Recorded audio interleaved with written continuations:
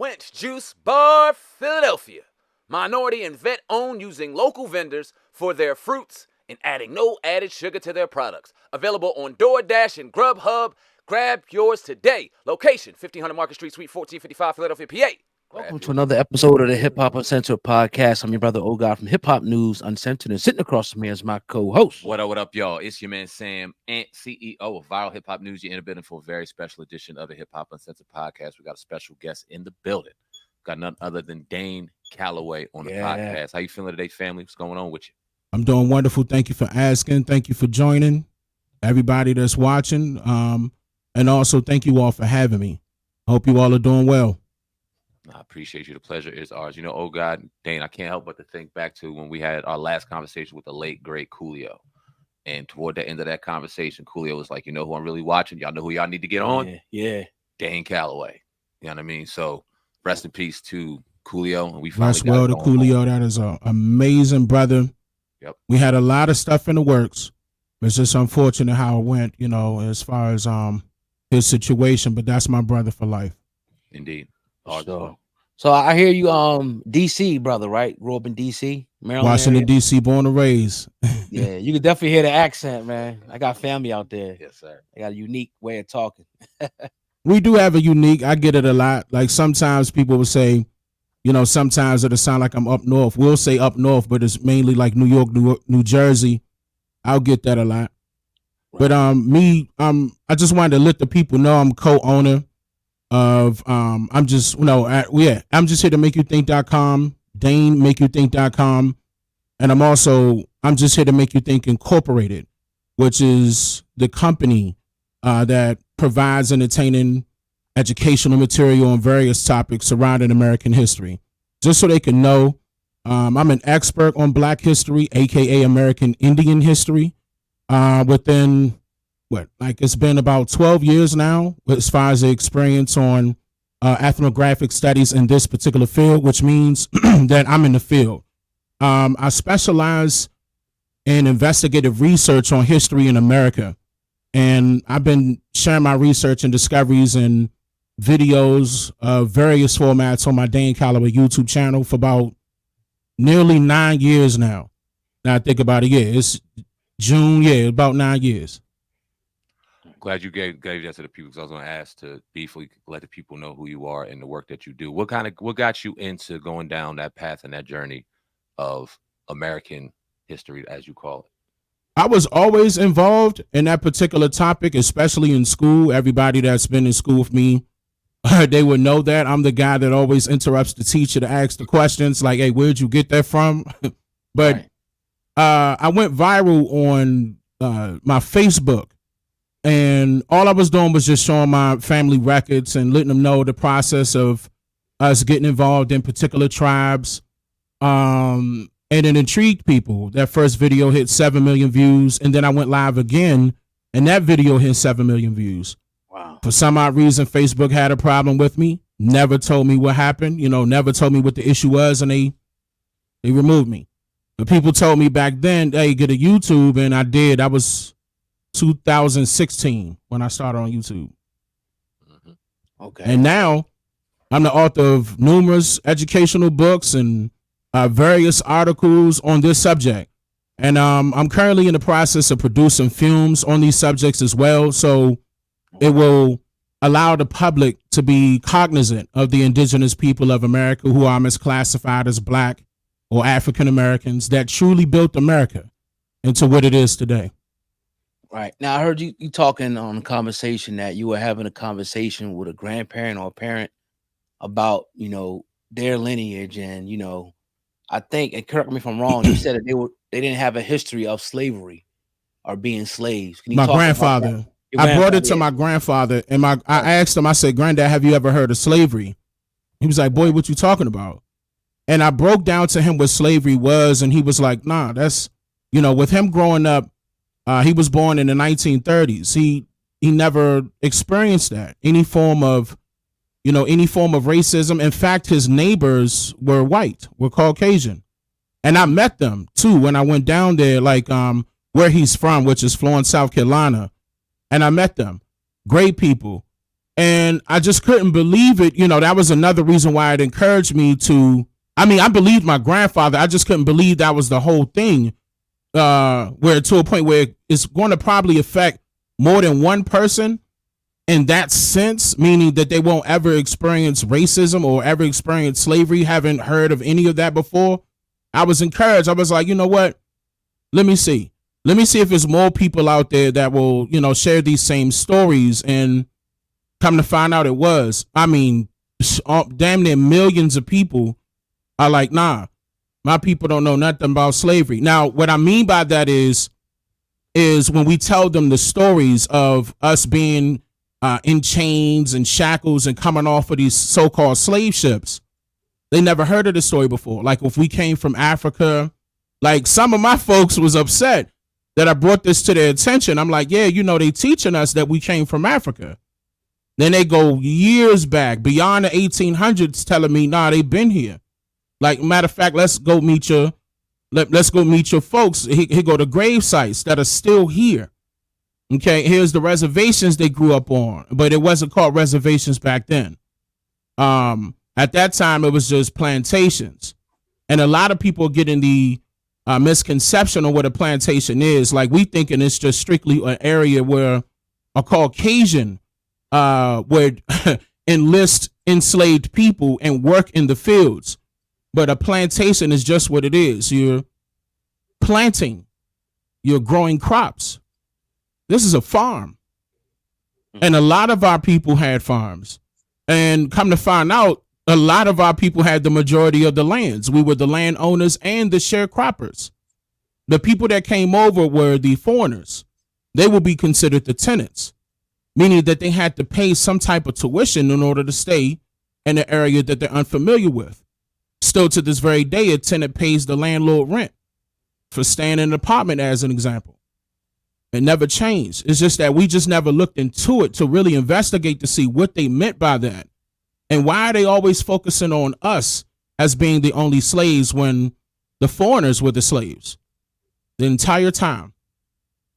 Not saying that we didn't have people working for other people, as far as our people working for other people and their own people. I'm not saying that, but the majority were all foreigners. Why do you think the story was presented to us as it was, that we came off of boats from Africa? We were slaved for years and, I mean, oppressed by whites. Why do you think that story was given the way that it was? To be real with you, I believe that was done in order for us to not know our real history, so someone else can be inserted in our position. So the government won't ever have to pay, for example, reparations, some form of restitution, because they're going to notice, like if a person discovers their actual history individually, they're going to notice they're going to be owed more than just money. We're talking about land now. But the government did a number on our people. It was the indoctrination process by way of schooling. They couldn't teach this to the adults. They had to go right after the children. That's why they encouraged the parents to send their children to school so they could be taught the indoctrinated way, which will be compulsory education. But yeah, that it screwed with a lot of our people. And of course, still to this very day, people will fight you tooth and nail to say, no, we African. All because we share some similarities, not necessarily the bloodline. Now, I know a lot of people say DNA. Did you ever take a DNA test? And how do you feel about DNA tests? A DNA test, okay, here's the thing. Right. Even though there's some similarities between the DNA test dealing with paternal and fraternal DNA tests, but a genealogy DNA test, even though it's conducted the same way, it can only go but so far. Okay. When they say genealogy DNA test, they need to tell you your historical genetic makeup, but they're limited to comparing your data with other living people. Okay, so you can't tell somebody's historical genetic makeup by tracing it or comparing it with other living people. That's nothing historical. So it's limited. This is the reason why they give discrepancies, to let people know that it's mainly for entertainment purposes. They hand you a sheet of paper just like how you graduated from school and say, yeah, you related to this person. Of course, they could tell you who you're related to If the person is still living, of course, swab of the mouth. Those, I'm not saying that technology doesn't exist, Right. but the technology is impossible for them to trace back, further back, years back of deceased people, your ancestors. Each generation is multiplied by 4. You got 2 grandmothers and 2 grandfathers.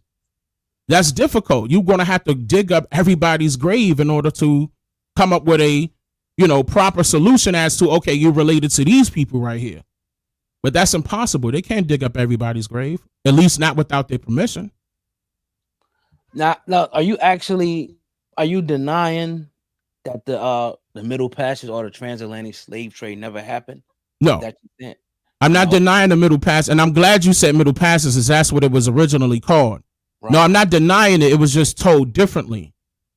Okay? Like, in other words, they're trying to tell us that it was people that came from Africa to the Americas when it actually happened the opposite direction. There were other societies out called like the Kansas Colonization Society, for example. Eventually, there were a lot of missionary groups that got together and say, hey, it's a Negro problem going on right now. It's too many of these Negroes out here. We got to get rid of them. We got to move them elsewhere. I mean, what could we do? Could we get with some folk that has some land available where it's not a big population over there we could transfer some of these people to? When the missionaries came over here by way of the Congregation for Propagating the Gospel in Foreign Parts, one of their main duties was to inform people over here by way of religion that they were not supposed to be living here. So it was a lot of priests and pastors and chiefs that got involved with the American Colonization Society and encouraged 13 to 15,000 people to move to the coast of West Africa and populate places like Liberia, for example. But yeah, it wasn't a lot of us. Okay. The Africans in large numbers came way later in the 1900s. Interesting stuff. I want to transition, not because we're not interested in the topic, but because I think that this correlates good with where we're at right now. But if they want to know further information in the history of our people, DaneMakeYouThink.com. And what was the other site that you want people to go on, brother? Let the people know. DaneMakeYouThink.com and Dane Calloway on YouTube. You'll be able to find a lot of my information there. We appreciate you, brother. Thank you for that. We'll talk about music, man, and how it affects our culture and how it's intertwined with our culture. But before I do, give me an introduction to hip hop. What was your first recollection of hip hop? What was your introduction to it? And throughout your years and throughout your journey, man, how have you looked at hip hop as it's evolved? Hip hop was a way for us to express ourselves based off of what we were going through in the past and what we were experiencing throughout our neighborhoods and our communities, whether if it was from police brutality, you name it, all the way down to discrimination, to racism, protesting. It was our way to express ourselves. It always it carried a positive message before it evolved into gangster rap. And all 3 of us can attest to that. We can see how there was a transition from those positive messages where they will, be considered conscious messages. And then all of a sudden they, shout out to my brother Ice Cube. He was a part of that. But NWA and it was just a different thing. They were tired of things it was just a different way of expressing how they felt. They were tired of certain things always happening and always occurring and nobody really doing nothing about it. They felt as though, hey, well, maybe we can encourage our communities by way of music. But yeah, that was my era right there. NWA all the way up to Biggie Smalls, Tupac. Like I was listening to all of them. Like Tupac had a lot of encouraging messages throughout his music that's not really heavily promoted. But with him being from Baltimore, which is close to where I'm from in Washington, D.C., I really paid attention to his career and Biggie's career. Very good storyteller. And a lot of the music at that time, as far as the era is concerned, had substance before it progressed into what it is today. But I miss that. That's the era. Right. Would you say that it was a systematic approach by the label executives to do this? To they seen that, okay, these people are starting to use this music now to liberate themselves, to fight against us, to free themselves. Let's change the frequency. Let's promote a different, gangster rap, this, that. Do you think that the labels did that, or do you think it was in concert between the labels and the rappers doing that? It was a bit of both. I would say a bit of both. Like, remember when Nas said hip hop is dead?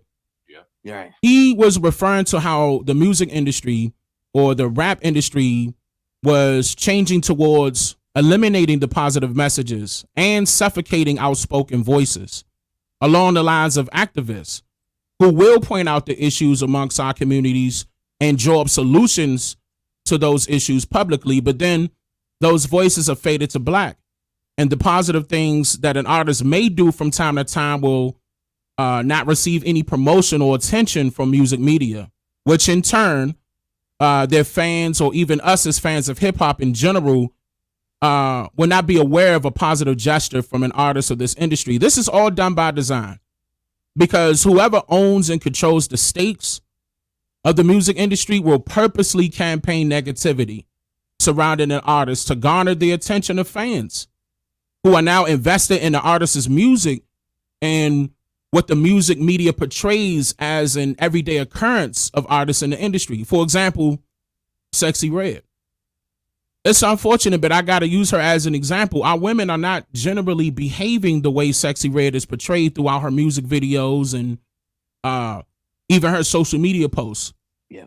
I mean, we can't walk into a Niji community and immediately find a young Niji woman twerking to her favorite Sexy Red song on a daily basis. Like that may be every once in a while, but not on a daily basis.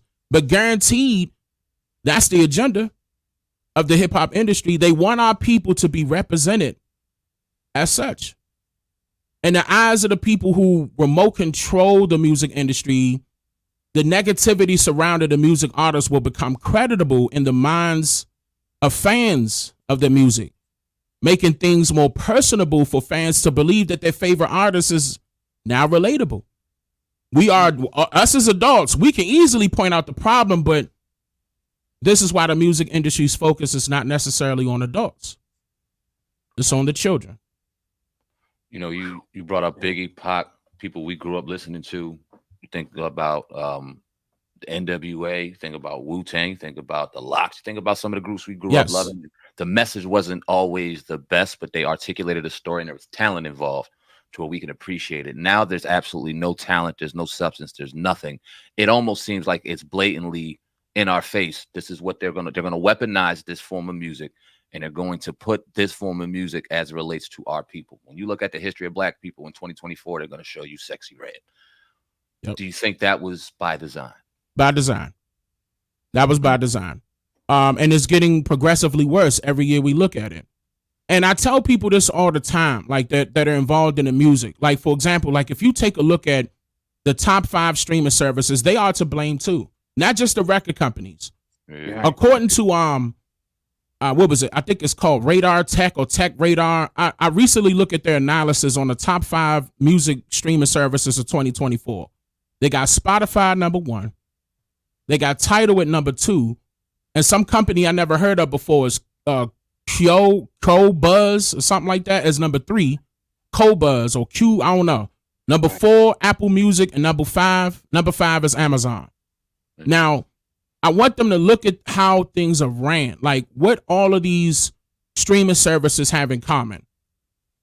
What do they have in common? They are realistically paying each artist less than a penny per stream. And that's a big problem because not only are some of these artists are selling our people out, but they selling our people out for nothing now. Spotify is giving people 0.005 cent per stream. So say, for example, Sexy Red, she did 1 million streams. She only made $5,000. Wow. Tidal, 0.011 cent. She did 1 million streams, 11,000. Apple, 0.007 cents, all less than a penny. She did 1 million streams, 7,000. So just those 3 alone is 20. I was about to say 22. That's 23,000 right there. But can you imagine how much money the streaming services and the record companies are making from that $1.99 sale of that one single? Yep. And it was streamed over 3 million views if you calculate all the three I just gave you. And the artists were, and it's not funny.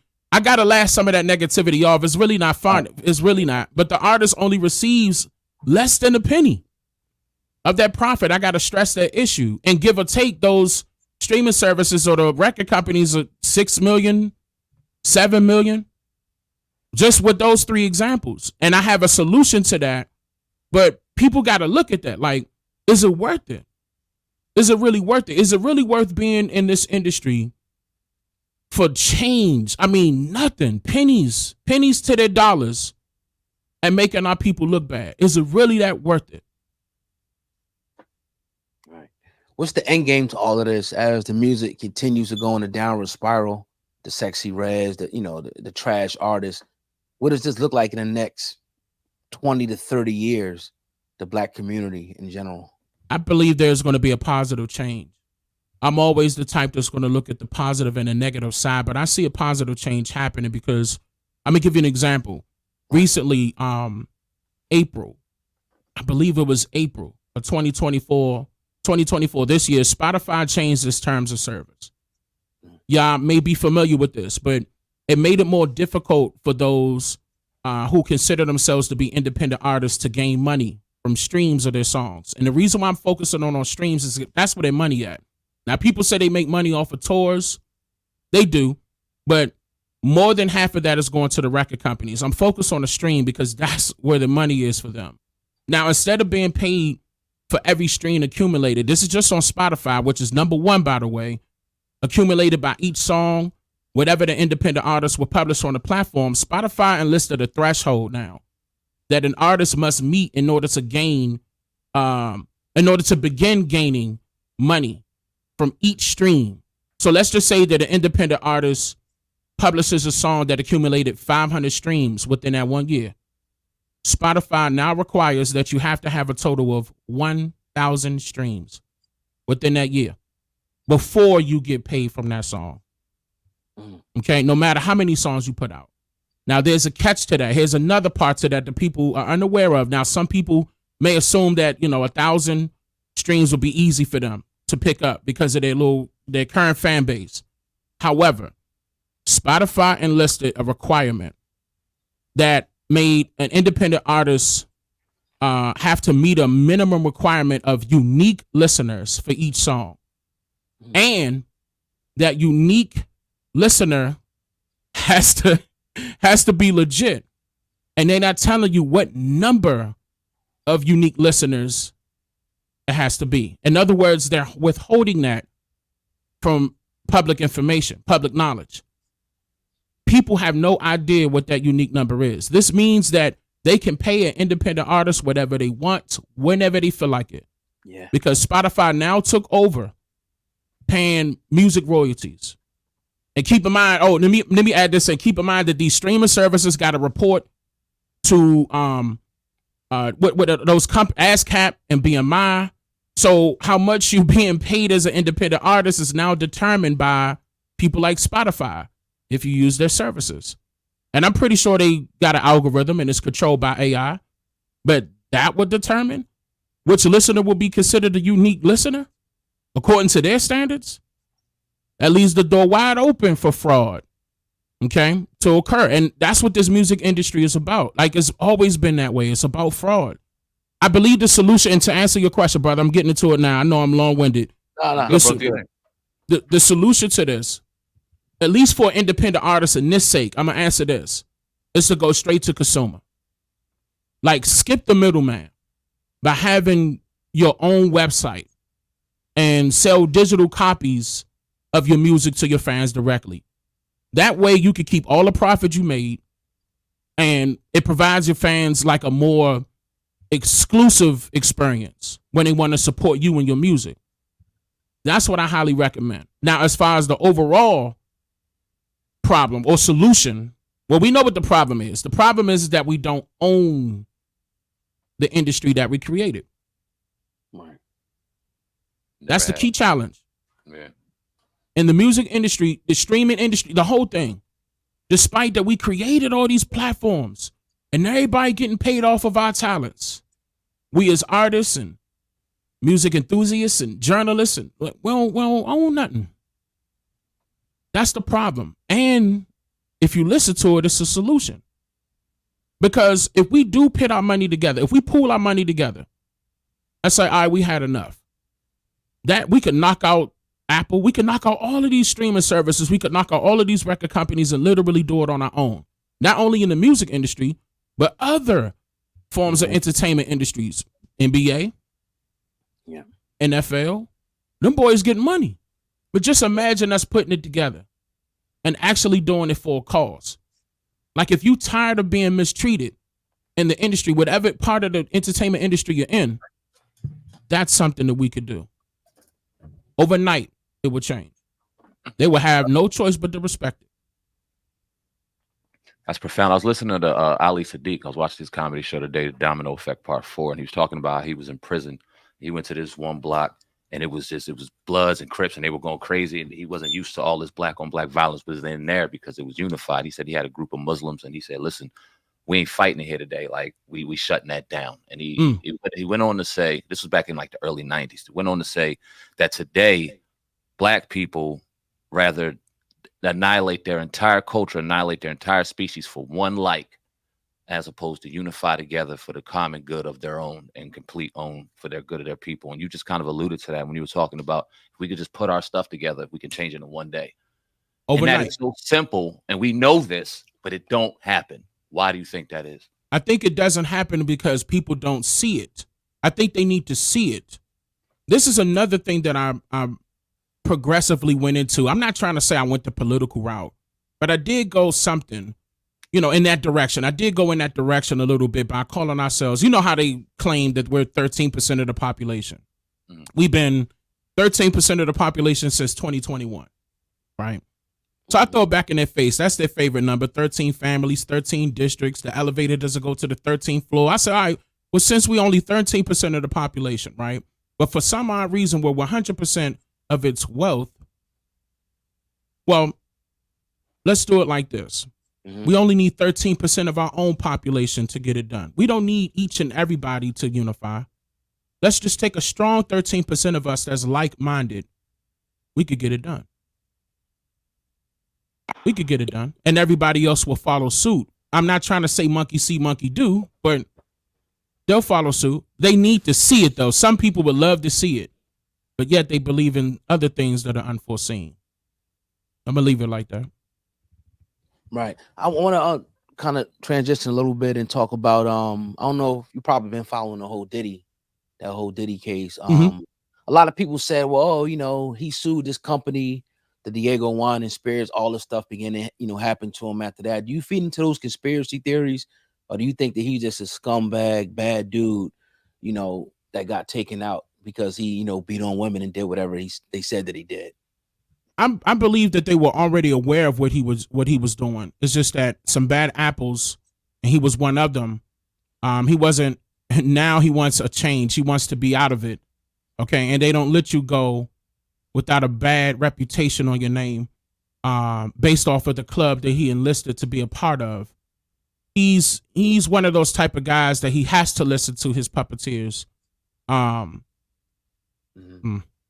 He has to.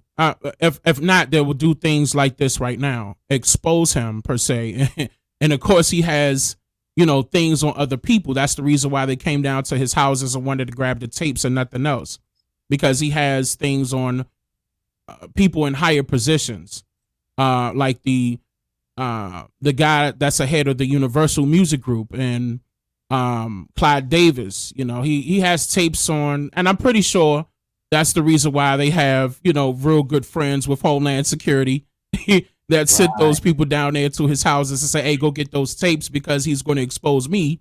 Now we talking about billionaires now. So of course they could spend, you can hire Homeland Security out of your own pocket when you got $1 billion. You go down there and go get those tapes because he's trying to blackmail us, and that's what it was. But remember that tape that came out where we saw, him hitting on her in the hotel and stuff? They've been had that. Exactly. That's old. That's old. They've been had that. Notice how it was published after the statute of limitations went away. This was all a game. Of course, it's going to, persuade public's perception into thinking that P. Diddy is a bad guy. I'm not saying that he isn't. He is. He shouldn't be doing that to women, but they already knew this. If they actually wanted him gone, he would have been in jail years ago. But since he's working with the folks, you see what I'm saying?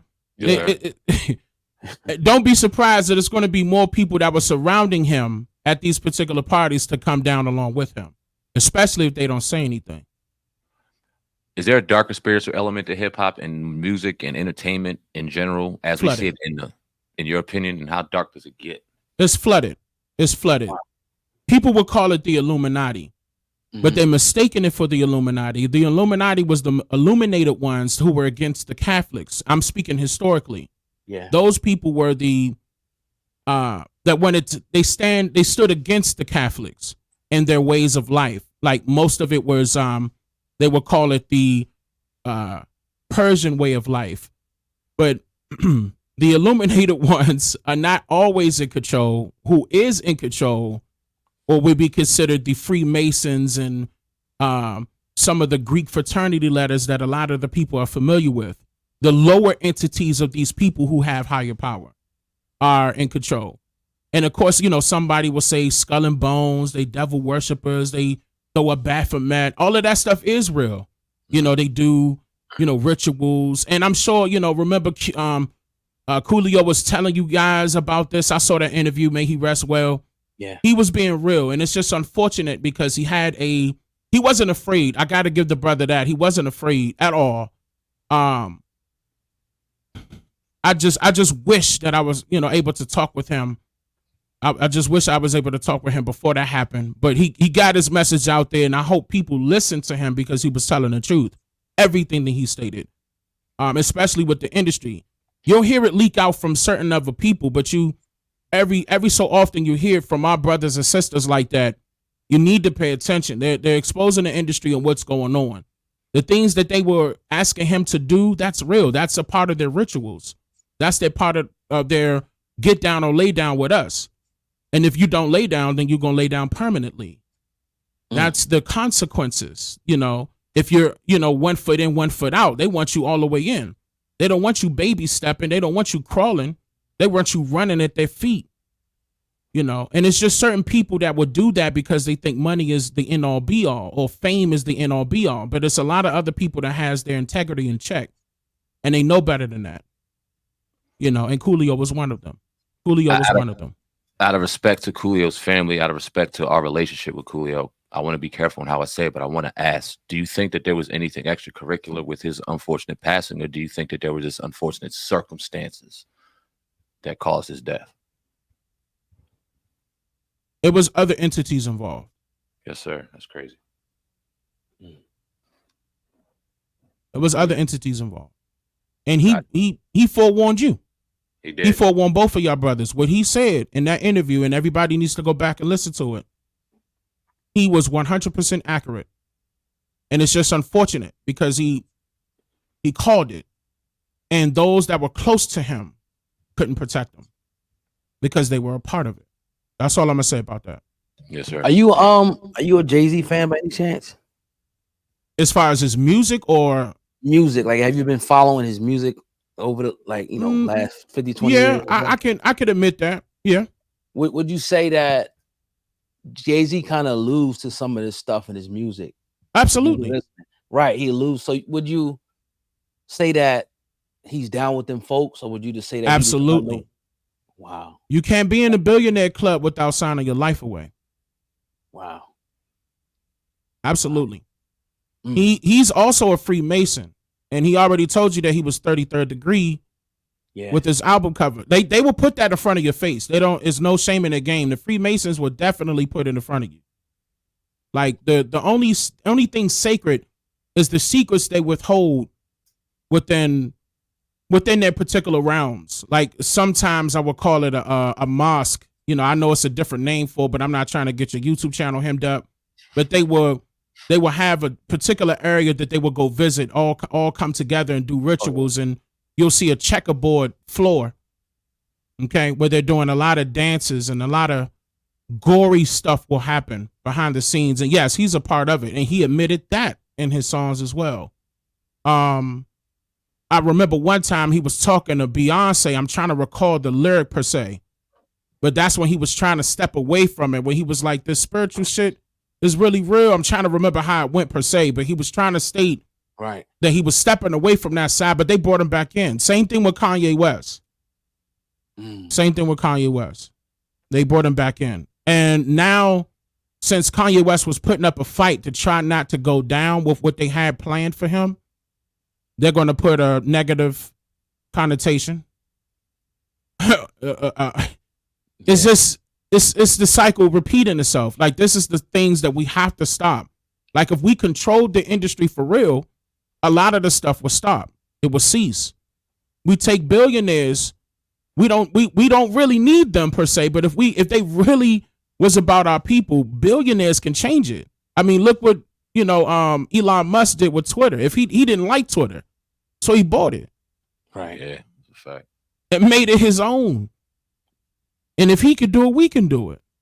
So if they were really about their people, they would have been did something about it. Like they said, Jayz created Tidal, but he sold it. Right. Yeah. Yeah. I don't know if you remember back. I know you do. Back in like 2006, 2007, it was this big so-called Illuminati awakening. Like it was all these videos that flooded YouTube and everything. Why do you think that kind of died down now? It's like people don't even talk about it no more. We're bringing censorship. It up now. You think it got all censored down? Oh yeah, absolutely. Censorship played a big role. Okay. The people, like for example, y'all remember Susan Wojcicki was the CEO of YouTube. She didn't like that because we started pinpointing who she was working for. It goes back to their parent company, Alphabet Inc. Alphabet Inc. is actually part owner of the company. When they tell you to go take your DNA test, AncestryDNA.com. Okay. Part owner.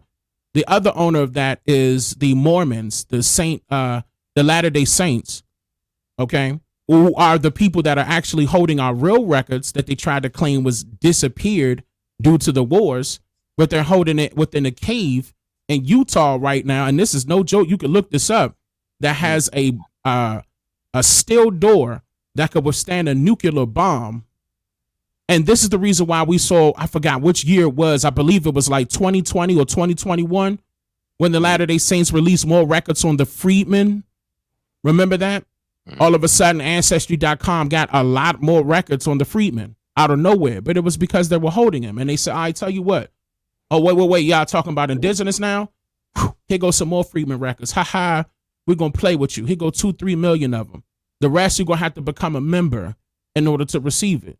They want you to pay for it and become a member. They want you to get down. See, same thing with these societies, these secret societies. Ain't nothing secret about them.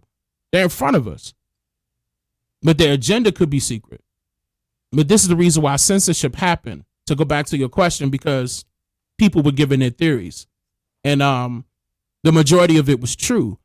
And they, it was a campaign against us like, hey, come on. They're going to call us conspiracy theories and stuff like that, but it was a lot of things that were coming back true and valid.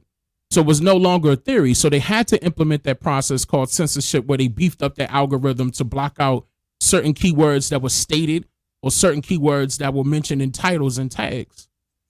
It's done by design, the whole thing.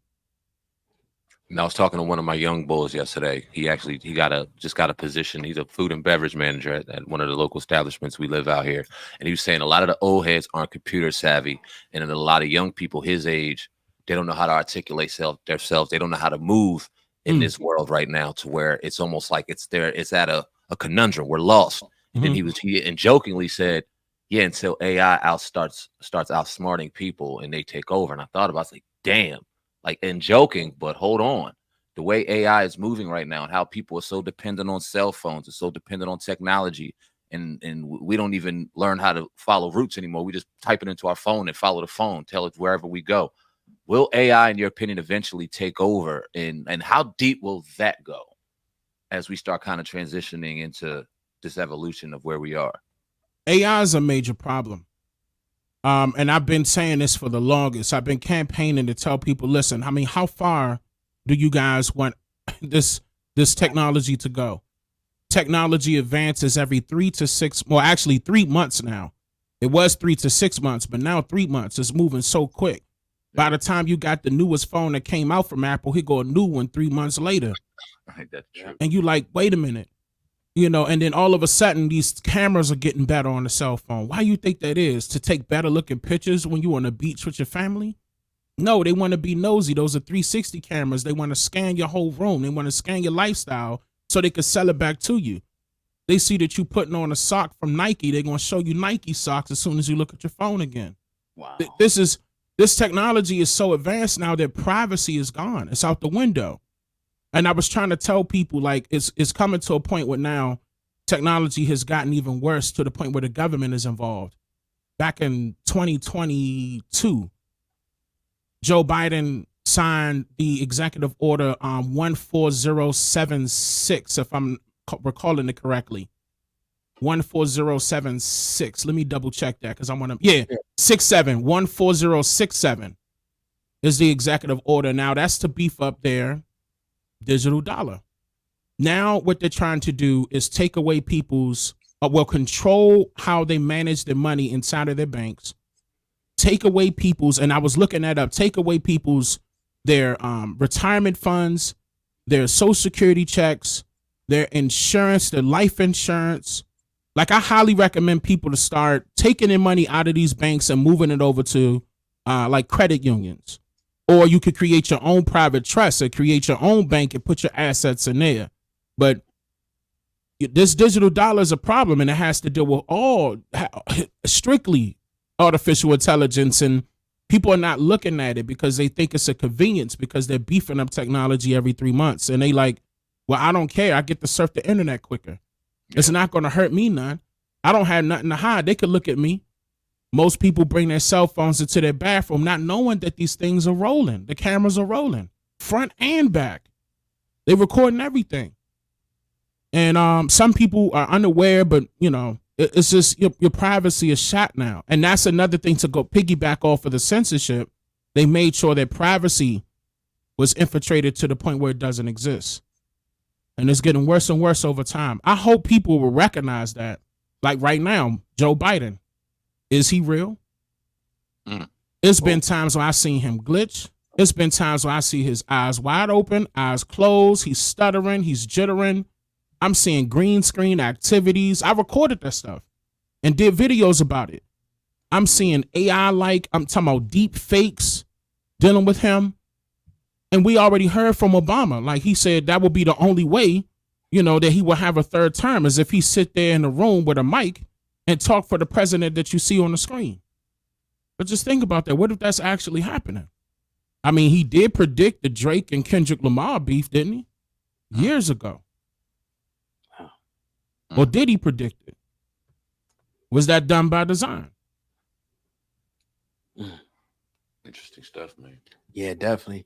Now I know it's probably been a couple of years, but I seen that did you and Dr. Umar ever have a debate? Did you ever have a debate together?